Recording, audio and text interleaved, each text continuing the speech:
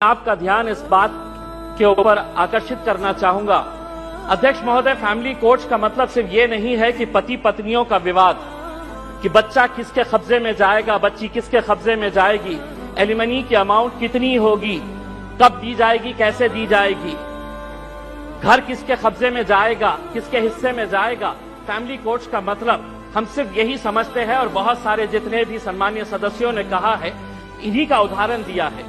मैं मंत्री जी आपसे हाथ जोड़कर विनती करना चाहूंगा, हम एक ऐसे समाज के अंदर रहते हैं जहां एक नई संस्कृति को हम देख रहे हैं कि हमारे बूढ़े माँ बाप जिन्होंने हमें पाल पोस कर बड़ा किया है, जब वो बूढ़े हो जा रहे हैं तो इस देश के अंदर बहुत सारे ओल्ड एज होम्स खोले जा रहे हैं, वृद्ध आश्रम खोले जा रहे हैं।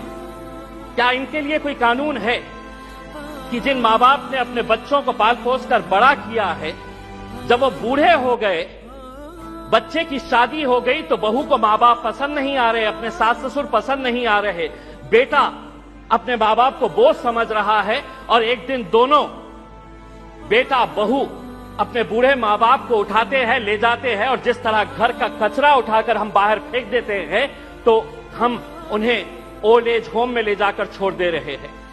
मैं तमाम सदस्यों से हाथ जोड़कर विनती करना चाहूंगा, मैं भी दिवाली के वक्त औरंगाबाद के मेरे चुनावी क्षेत्र के वो एक ओल्ड एज होम में गया था।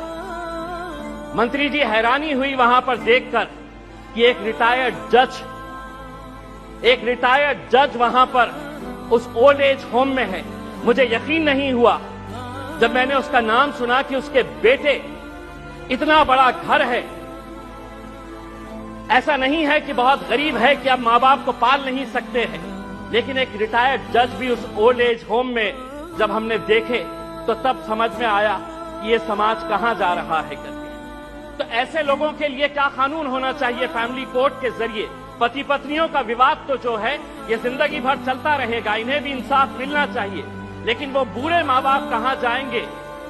फैमिली कोर्ट के अंदर कुछ ऐसा सेक्शन लाया जाए कि जो बेटा अपने माँ बाप को कूड़ादान समझकर, कचरा समझकर ओल्ड एज होम में डाल रहा है, उसे अखबार के अंदर एक नोटिफिकेशन अपनी तस्वीर के साथ, अपनी फोटोग्राफ के साथ उस अखबार में उसे ये नोटिफिकेशन देना होगा कि मैं अपने माँ बाप को ओल्ड एज होम में डाल रहा हूं। ऐसे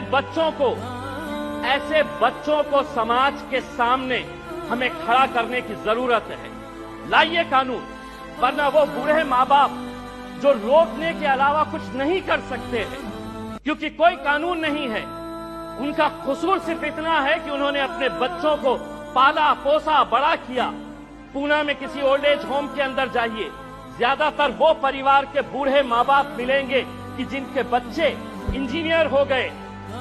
इंजीनियर होने के बाद वो यूएस में पैसा कमाने के लिए गए, पैसा कमा रहे हैं, लेकिन माँ बाप के लिए एक कमरे का घर नहीं है तो ओल्ड एज होम में लेकर जाकर छोड़े। ये एक संस्कृति हम डेवलप कर रहे हैं।